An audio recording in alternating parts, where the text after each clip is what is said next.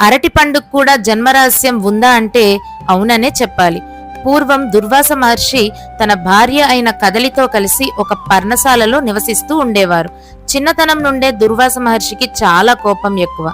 అందువల్ల అతని భార్య కదలి నిరంతరం ఎంతో జాగ్రత్తగా ఆయన కోపానికి గురి కాకుండా చాలా జాగ్రత్తగా ఉండేవారు. ఒకరోజు సాయం సంధ్యా సమయంలో దుర్వాస మహర్షి అలసటతో తన పర్ణశాల బయటికి వచ్చి ఒక అరుగు మీద నడుం వాల్చారు.